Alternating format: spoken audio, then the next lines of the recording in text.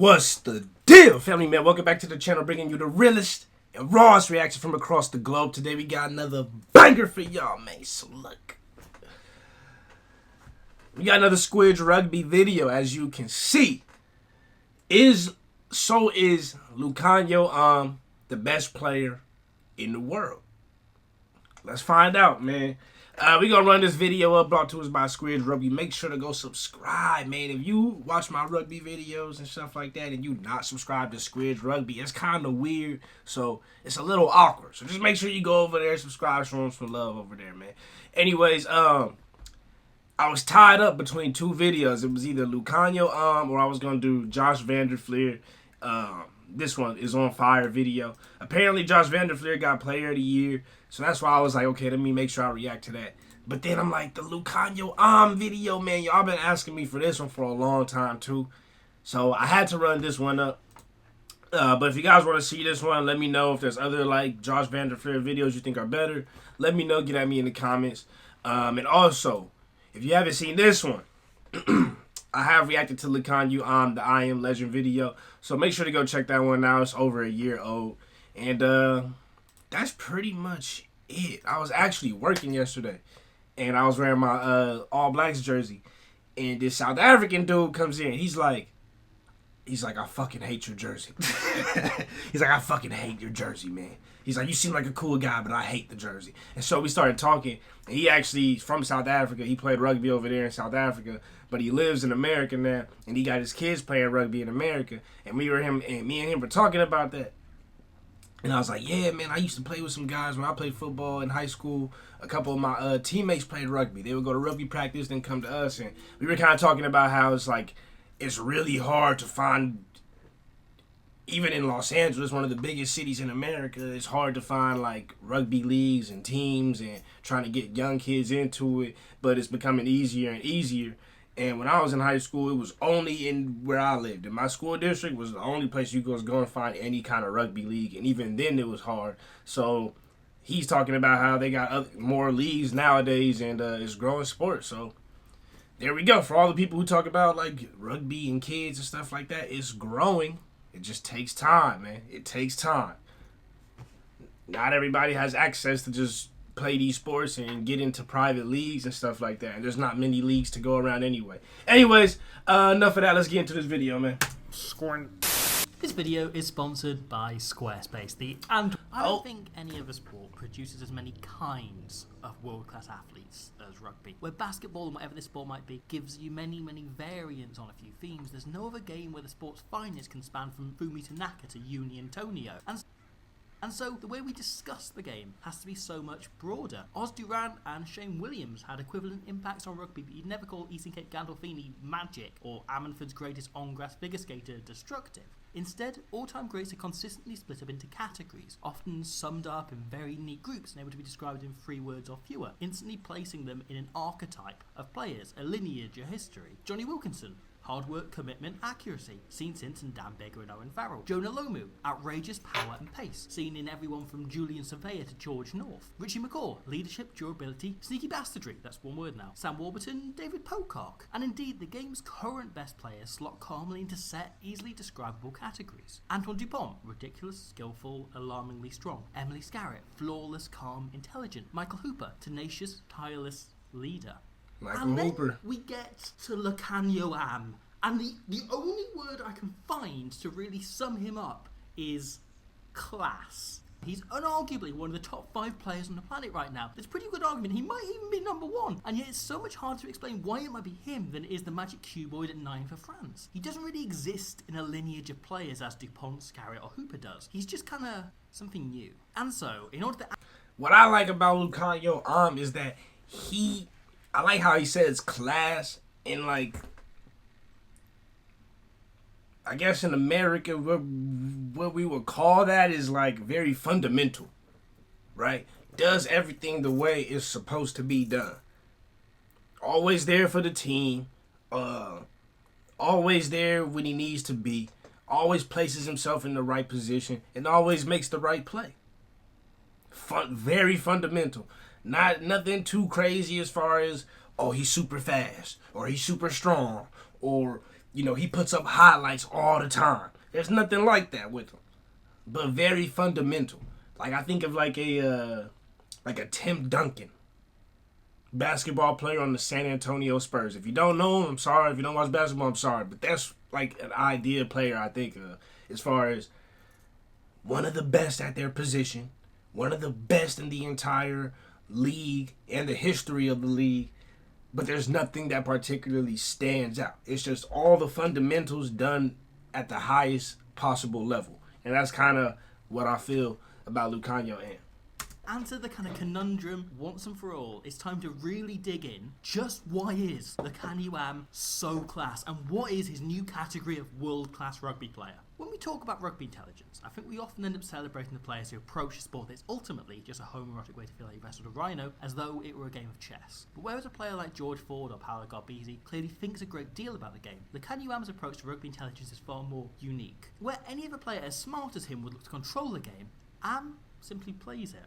This try against Australia is as intelligent a moment as you'll ever see on a rugby pitch, but instead of being plotted and planned, it's reactive. After a solid carry by Ori, Pollard spots it on to go wide and Am runs a great line. His aim is to draw Karevi so Pollard can fix opposite number Cooper, but Karevi is ball watching, he hasn't even noticed Am, so Am slows down. He stops with momentum, meaning he bumps into Karevi instead of flying straight past him, momentarily creating a separation from Cooper, which allows Villy LaRue to use his phenomenal hands to leave the Wallabies outflanked. Unkosi runs out of room and cuts infield to prevent big push into touch, but this is where Am's unbelievable knack for noticing comes in. Let's just watch Reece Hodge playing fullback for Australia for a moment. As the box go wide, he comes into the main line with a cut down Nkosi's space, but he isn't even in a tackle, yet he has a split second of considering it. So he stands in on the wing as the guard, but his eyes are always on the ruck. Am is watching this the entire time. His eyes are always on Hodge. The centre slips onto the blind side, but whilst doing so, he has a little word with Faf de Klerk. He's calling for the kick, knowing Australia's only backfield, Nick White, is too far away and Hodge has his hips turned inwards. Am's already at full speed by the time he's turned around, and he can ground the ball uncontested. It's a tiny genius call exploiting a split second of space he was crucial in creating in the first place, by pulling Hodge up out of the backfield. But there's another note on this, right? I've only ever seen Faf de Klerk kick off his right foot twice. One was this try here, if he kicks off his preferred left foot, the nudge has been blocked. The other was a few months earlier against the British and Irish Lions and also called South Africa right this maul, cutting off the entire Lions pack from the backs. So, knowing de Klerk has been lured onto the foot where he never kicks, the Lions are fronting up for a huge carry from D'Alanda here. The kick isn't a consideration. Instead, though, the call comes from 13 and de Klerk drops it onto his right foot. The only man who has spotted what's happening is Chris Harris, who turns his back to try and obstruct Am, but the box just glides around it. The kick is perfectly weighted, the ball right in front of Am, meaning he can beat Henshaw running diagonally to it. Am grounds it and seals the match. The test series is level. Always there, bro. Am knew not only was the best option the kick, but that it had to come off the right foot and had to come off 9. It's a breed of instantaneous reactive rugby intelligence that can only grow when the player backs and believes in the team around him, not just himself. Am is possibly the most selfless player on the planet right now. Something underlined, highlighted, then screamed by the paper itself that is written on by this iconic touch from the last Rugby World Cup final. A moment he could have had that and still passed it. Selfless act in rugby union history. I don't know if there's another player on the planet who put in a position where with 90% was that to Mapimpi? I think that's Mapimpi too. likelihood you're going to score the that wins the World Cup would give the pass that guarantees the extra 10%. But Lukhanyo Am would. It's a mindset evident in every area of his game. He could hair it after this ball, for instance, and try to take the breakaway chance that might follow, but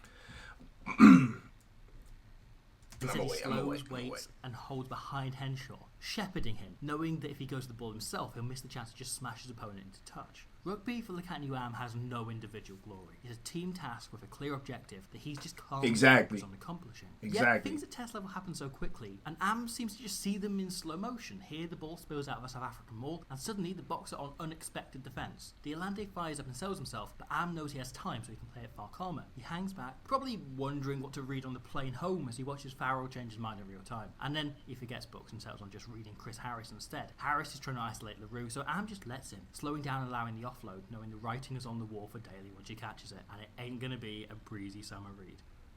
Or here, playing for the Sharks, Am has even more time on his hands and decides to go one better, and the website. Now, Pick 6 six. seconds for any of us is the equivalent of about 2 hours for Lukhanyo Am. So, knowing there's about 10 seconds between rucks, he probably has the equivalent of about an afternoon to any of us to knock up a beautiful, functional, perfect website. But thankfully, he also knows just where to go and make one. So he heads to Squarespace. He built Okay, yeah, that was good.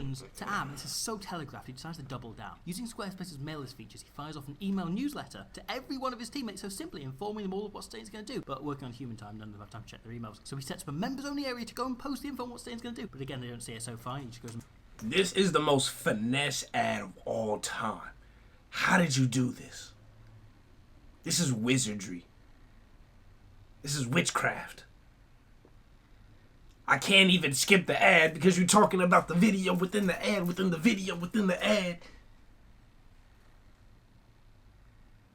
Squidge, this is what you need to do, Squidge. Alright? You need to make a video on how you masterclass the ad to be able to play the video within the ad, within the video. That's some Mr. Beast stuff right there. That's some Mr. Beast type of like energy right there, man. You are part of the rugby Illuminati of YouTube now at this point. How did you finesse this? I can't even skip the ad because it's the... makes the insert himself. He shoots Pick 6 to the house. Under the post. A clip he can then integrate onto his homepage as a video clip. And if you want to be just like Lukhanyo Am, you can head to the link in the description and visit Squarespace to get 10% off. Using the offer code Squid Rugby, though I would say probably best to do it at home and on your computer rather than playing pro rugby, but it's up to you. It's this anticipation that sets Am apart. Watching this try for South Africa against the Lions, the initial reaction of almost everyone is to go, bloody hell, Justin Colby's good. But when you watch it back, it becomes clearer and clearer this is an absolute masterclass by our boy Lukhanyo. As Elliot Daly clears, Am turns very briefly to assess the situation and instantly looks to Colby to point out Lewis Rees-Zammit. The lines have cleared in a hurry, so this chase is sparse. Just Harris and Zammit on this side of the pitch. Now, just for a burst of context, right? Chris Harris is probably the second best defensive centre in the planet to Am, and his ability to single-handedly shut down counterattacks is kind of legendary in the Northern Hemisphere. If you told a Lions fan, right, they could choose literally any player from across the 4 countries to be in the situation Harris finds himself here, they would probably pick Harris. And yet, Am is one bound ahead of even his next closest rival. The moment Daly makes the kick, Am's turn to Colby and point out Rees-Zammit. He wants him to target the winger, but moments later he then turns to Clerk and tells him to take the wing to get on the outside of Colby. Zammit is alone, but he's not an idiot. If Am's plan is to work, he needs a second option for him to consider, something to make him think about, and putting Faf as a passing option outside him grants that. However, Harris is playing this perfectly. He drifts in, shutting down the space and giving Colby only the tightest margins to play it. But just watch Am, right? Now, it's a very common trick in rugby for players chasing back to casually obstruct chases, to just kind of linger in their way and prevent them getting into position, opening space for counterattack. And at first, Am sticks to his opposite number so tight he might as well change his name to Lukhanyo. But then he does this. He just drifts onto Harris's inside away from Colby, becoming no obstruction at all. This baffles Harris. He turns around to check where his opposite number is, assuming it's a trick. And that's all the invitation that Colby needs. He accelerates onto Harris's outside and Zammit drifts onto the Clerk. Am has simply got himself out of the way. If you plonk him here, the gap is too small for even living pencil sharp and the Colby to squeeze through. But now, there's just enough gap between Harris and Zammit. And yet, Am's decision to fade out is a double whammy. Having pictured pretty much the situation right when Daly kicked it, he's able to work out and time his support line perfectly, popping up on the end just as Colby's tackle to run. Bro is always there. That's the number one thing I give him. There's 2 players that are like that I feel like I always see are always there for the play, always in the right position, great spacing, great ability to be of like reinforcement or be help to whoever has the ball currently, or even on defense, just place themselves in the right place so that they can either intercept the ball, get the ball back, or if their team does get the ball back, they're right there ready to make more moves and more plays. That's Antoine Dupont and that's Lukhanyo Am. The main difference between them two is that Lukhanyo Am is not the main ball carrier, especially on offense. You know, he's the second, third, fourth guy you go to. He's not the main guy who's controlling the ball on offense, but yet he always seems to be right there on offense and on defense, and that's why you got to give it to him so much as far as just his IQ and skill set and how he uses his skill set, I should say, and abilities to make himself look that much better just off of IQ alone.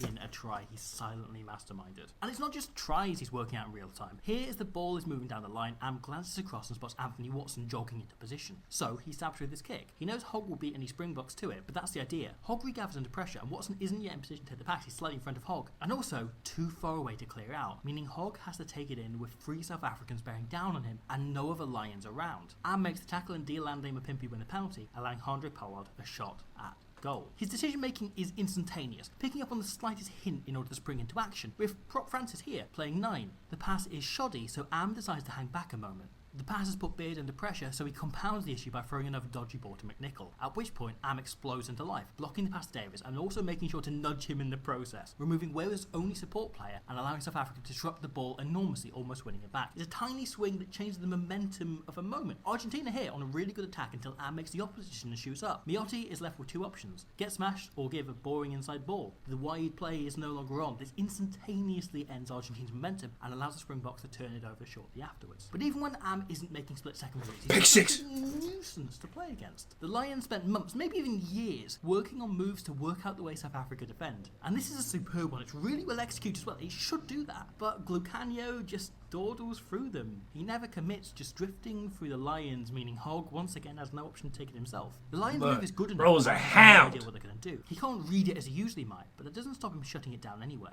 Most centres would be decisive. They'd make a key call, right or wrong, and stick to it. But there's a confidence and assuredness that comes in Am being so willing to make the decision of no decision, just drifting and covering everyone like the most world-class under-10s defender you've ever seen. But that isn't to say he doesn't do decisive, very much the opposite. Here, he's about to fold around the ruck and cover the far side. At the last moment, he spots Anthony Watson entering the frame and flashes back. Typically, a defender would want to get on the outside space and trust the inside space, Khaleesi in this case, to take Watson. But with him running such a curved angle and the lingering Jack Conan so flat, it's unlikely any pass Watson can get away will be worth more than 5 metres, so Am shoots out of line here, allowing Watson to get on his outside deliberately. Every step Watson takes sideways is an extra half second for Khaleesi to reach the wing. Am eventually completes the tackle and shepherds the winger's body into the path of Khaleesi, who's unlucky not to win the turnover. It's perhaps the most interesting thing about Lukhanyo Am, because he doesn't ever really make mistakes, but not in the sense he gets everything right, he doesn't. But in the way, whenever he does make an error, he instantly turns it into a positive. Am makes a mess of his line here, but 6 seconds later he's adapted into the perfect position to chase his kick. Or here, he fires up, being pretty class himself. Barrett can react in time and take the gap it opens. Yet, unworried by a potential error, Am instantly reprioritises, blocking off the pass, trusting Malherbe to make the tackle, shuts the attack down. There's no desperation to amend for an individual mistake, just to make the best decision for the team. There's a moment in these 2 sides exactly what he does, where his mother describes the unflappable sense of calm she feels whenever her son returns home, and that sheer peace is the absolute core of everything Am does so well. If players like Mornay Stain or Dan Bigger have ice in their veins, whatever's pumping through Lukhanyo Am is so cool it could end global warming. This infamous path to Squid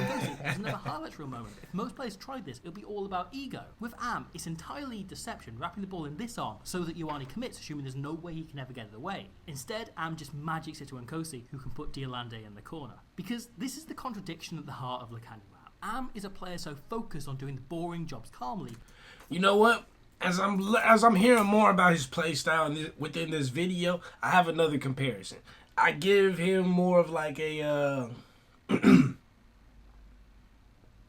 the fundamentals and ideology of like a Tim Duncan with the IQ level relative to their sport as a LeBron James. Like LeBron James has a really high IQ when it comes to basketball. Like he sees everything as it's happening and before it's happening within the context of the game that's being played.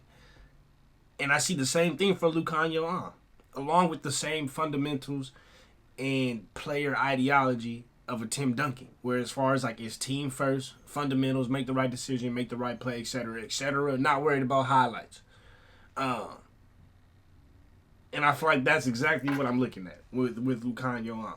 He manages to produce some of the most thrilling shit you've ever seen in your life. With Quagga Smith here making a superb launch at the line, England understandably concentrate most of their resources around the ruck, expecting another drive. But instead, Yankees calls it out. Now, Lukhanyo Am is an incredibly trusting player, whether that's assuming de Klerk can put it on a sixpence off his wrong foot or thinking Makazole and Mapimpi will one day high-five him if he keeps putting him for enough tries. But on this occasion, he knows what has to be done can only be done by him. Am begins running what's known as an overs line, looking to get it outside of Malins, but this forces Stewart to turn in on him, and Am instantly squares his line, fixating on Stewart and opponent, taking him out of the game entirely before unleashing a quite unbelievable pass. Many international players would struggle to flick a simple ball under this kind of insane pressure, but Lukhanyo Am's sheer ocean of calm is so strong it feels as though none of his core skills are affected by the pressure, able to fling it to Mapimpi perfectly for yet another occasion to see himself just get blanked, just get ignored. Because his catch pass is so unbelievable, it becomes a point of interest in itself. This is so simple. As the ball leaves the scrum, Am throws his hands up into a target. Reese-Amit spots this and points it out to his teammates, coming up into the line expecting Am to do some fancy shit. But instead, it's a bluff. Reese-Amit, now pulled up by this, Stain can kick it in behind and leave Daly under huge pressure. He gets the pass as ammo, but the pressure shifts and you can only hit it out on the full before being smashed into touch. That's a 30-metre net gain just down to Lukhanyo Am's body language. That's how big a threat he is. There are very few things on a rugby field that Lukhanyo Am cannot do, from filtering in as an extra forward for the Springboks to throwing some of the greatest passes the game will ever see. Am is a player with a near-perfect skill set, but that's almost an irrelevance. The reason the word that comes to mind is class rather than classy is because of how he utilises it. We can divide Am into a category of players like any other great, but he's a brand new one rather than an existing archetype, and it's really, really exciting. He's a centre whose key skills are anticipation and patience, things you'd normally expect from the kind of 10 who we previously described as the kind of chess master. Yet instead of ordering his army around the field, Am plays a middle role. He rarely starts or finishes many of his ideas, instead acting as one of the greatest cogs the game has ever seen, allowing the bits we pay more attention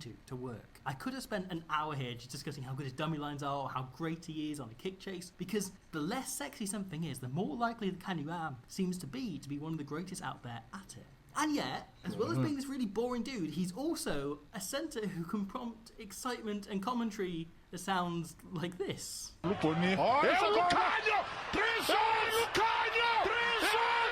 him.